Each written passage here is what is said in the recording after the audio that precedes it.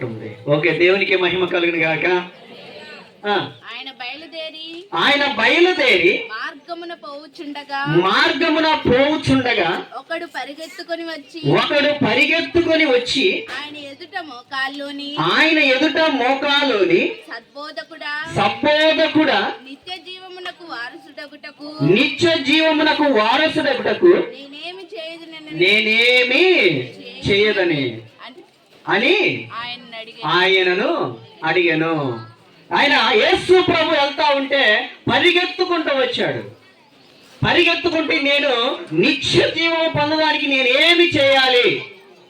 కొంతమంది రాండయ్యా, మరి నశించపోవటము దేవునికి ఇష్టం లేదు, ఆయన మరి నరకములో నుంచి మిమ్మల్ని తప్పించి పరలోకానికి తీసుకెళ్తానంటే మాకు ఇప్పుడు పరలోకం వద్దు, మాకు ఇదే కావాలి. అక్కడే ఉన్నారు, ఇంకా ఆగిపోయారు అక్కడ. ఈయన పరిగెత్తుతా ఉన్నాడు. ఆయన చూసి తర్వాత చదువు.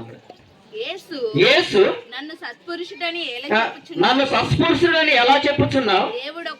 దేవుడు ఒక్కడే గాని మరి ఎవడును సత్పురుషుడు కాదు. ఎవరంట? దేవుడు ఒక్కడు మాత్రమే. కొంతమంది చాలా చెప్పుకుంటా ఉంటారు, ఇంకా నాకు మించిన వారు లేరు, నాకు మించినామా లేదో, నేనే, నాకు భలే కోపం వస్తుంది నేనంటే. ఆయన లేకపోతే మనం ఏడున్నాం ఏమ్మా? ఆయన లేకపోతే మనం ఏడున్నాం? ఆయన తర్వాత మనము. ఆయన లేకపోతే మనం ఈ సృష్టి అంతా ఏమైపోయింది ఎవరికి తెలియదు. అప్పుడు చూస్తూ ఉంటాం, మా పెద్దలు చెప్తా ఉంటారు ఏమని తెలుసా? రేయ్, ఒక టయాన ఈ సృష్టి అంతా ఎవరేదో తెలుసా? సాతానులు వేలే అని చెప్తా ఉంటారు. అంటే అక్కడ అన్న చూస్తూ ఉంటే ఆ ఎత్తుకులు ఆడుతూ ఉంటాయి, అన్ని వారి యొక్క అన్ని కనపడతా ఉంటాయి. అంటే సృష్టిని చేసిన ఎవరు? దేవుడు ఒక్కడే. 1 పేతురు 2వ అధ్యాయం 22-23 చూద్దాం.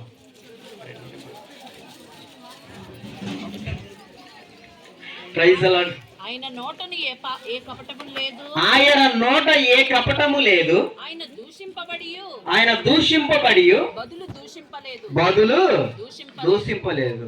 ఆయన అలా ఏ కపటం లేదు. మనకైతేనా ఎన్ని ఉంటాయో, ఎన్ని కపటాలు ఉంటాయో. నేను వెళ్తే ఆయన నాకు సమయం ఇవ్వలేదు, నేను వెళ్తే ప్రార్థన చేస్తాను పాట ఇవ్వలేదు. ఆయనకి ఏది లేదు.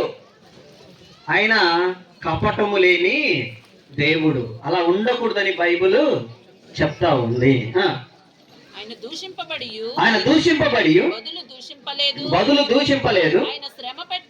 ఆయన శ్రమ పెట్టబడి బెదిరింపక న్యాయముగా తీర్పు తీర్చే దేవునికి తన్ను తాను అప్పగించుకునేను. న్యాయం తీర్చే దేవుడు. ఎక్కడికి వెళ్ళినా న్యాయం జరిగిద్దా? ఎక్కడ జరగదు. దేవుని దగ్గరకు వస్తే న్యాయం జరిగింది. ఆ న్యాయం గురించి చెప్పాలని ఇంకా లేటు పట్టింది. చూద్దాం. యోహాను సువార్త 22:2. నేను రిఫరెన్స్లు మాత్రం రాసుకోండి. ఈసారి నెక్స్ట్ దేవుడు మన గాని బ్రతికించి మీరే వివరించవచ్చు. దేవునికి మహిమ కలుగును గాక. యోహాను సువార్త 2వ అధ్యాయం 2. యేసు తండ్రి అక్కడ ఉండెను, తల్లి అక్కడ ఉండెను. యేసును ఆయన శిశువులను వివాహమునకు పిలువబడి ద్రాక్షారసము అయిపోయినప్పుడు యేసు తల్లి వారికి ద్రాక్షారసము లేదని ఆయనకు చెప్పగా యేసు ఆమెతో, అమ్మా నాతో నీకు ఏమి పని? నా సమయమును ఇంకా రాలేదు. అమ్మ నాతో పని ఏంది నీకు? నా సమయం వచ్చినాక ఆ పని అక్కడ జరిగిద్ది. సమయము లేదు. చిత్తపడి ఏం చేయాలి? ఎవరి దగ్గరికి రావాలి?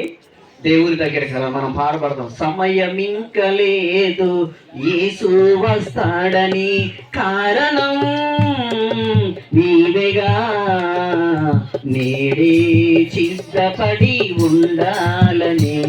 కారణం ఎవరంట? మనమే. ఆయన ఎందుకు ఆలస్యం చేశాడంటే మనం ఇంకా రక్షించబడాలి, అనేక మంది దేవుని దగ్గరికి రావాలని ఆయన ఎదురు చూస్తా ఉన్నాడు. లాస్ట్ మాట ఎబ్రీ పత్రిక 10వ అధ్యాయము 14 చూద్దాం. ఏప్రిల్ రాసిన పత్రిక 10వ అధ్యాయం 14, 15 చదువు. అర్పణ చేత ఆ, ఈయన పరిశుద్ధపరచబడు వారిని ఈయన పరిశుద్ధపరచబడు వారిని సదాకాలమునకు సంపూర్ణులుగా చేసి సంపూర్ణులుగా చేసి ఉన్నాడు. ఏం చేశాడంట ఆయన? సదాకాలము. ఒక్క అర్పణ ఎలా చేశాడంట? ఒక్క అర్పణ చేత ఈయన పరిశుద్ధపరచబడు వారిని ఈయన పరిశుద్ధపరచబడిన వారిని సదాకాలమునకు సంపూర్ణులుగా చేసెను. సదాకాలం వరకు ఏం చేశాడంట ఆయన? సంపూర్ణులుగా చేశాడు. ఆయన పలికిన మాట అన్నిటిని ముగించాడు, అన్నిటిని సమకూర్చాడు. ఈరోజు సమకూర్చుకొని రెడీగా ఉండేవారిగా ఉండాలి. ఆలస్యం చేయవద్దు, నిర్లక్ష్యం చేయవద్దు. ఆయన మన కొరకు ఎంతగానో కల్వరి శిలువలో మరి రక్తం అంతా చిందించాడు. ఏమాత్రం ఆ గాయాలు ఆ కొరడా కొలతా ఉంటే ఎన్నో గాయాలు ఉన్నాయి. ఆయన అన్నిటినీ సమకూర్చాడు. ఈరోజు మనమైన ఏం చేయాలంటే మనందరం సిద్ధపడి ఉండాలి. ఎవరైనా ఒకవేళ సమకూర్చుకోలేక రెడీగా లేక ఉన్నారేమో అట్టి బిడ్డల కొరకు మనం ప్రార్థన చేసి ముందుకు వెళ్దాము గాక.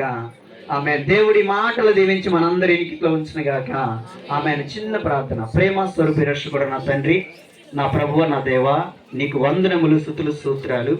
ఈ మధ్యాహ్నం కాలంలో ఈ సలివేంద్ర కొండ మీద నిశిలో ధ్యానములు ధ్యానించిన బిడ్డలను నాయన నేను ధ్యానించుండగా ఈ 6వ మాట ఎంతమంది అయితే విన్నారో, గ్రహించుకున్నారో బిడ్డలు నాయన విని గ్రహించుకొని ఇతర వాళ్ళకు బోధించే వారికి సాయం చేయండి. ఇంకా నాయన మాట్లాడుతున్న నీ దాసుడు ప్రభు నిలబడి 7వ మాట మాట్లాడుతుండగా నీ సన్నిధి, నీ ప్రసన్నత బిడ్డమేను ఉంచి మీరే నడిపించండి. ఇక్కడ చేరిన స్త్రీలను, పురుషులను, పెద్దలను, దైవ సాకులు, కుటుంబాలను మీరు ఆశీర్వదించండి. ప్రభువుగా ఫలింప చేయమని నీ సన్నిధి కాపుదల ఉంచమని యేసు పరిశుద్ధ నామమున అడిగి వేడుకుంటున్నాము తండ్రి.